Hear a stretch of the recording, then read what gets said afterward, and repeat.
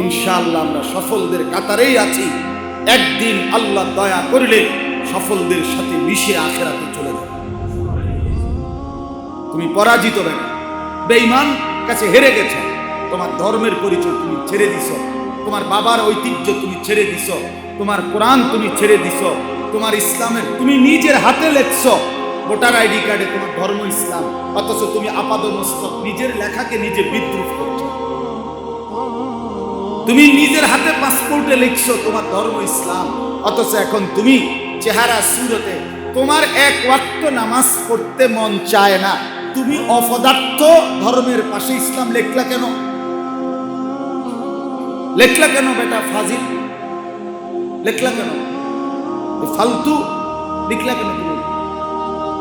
তুমি এটা না বলবা আমার ধর্ম জানা নাই। আমার ধর্ম হলো যখন যেটা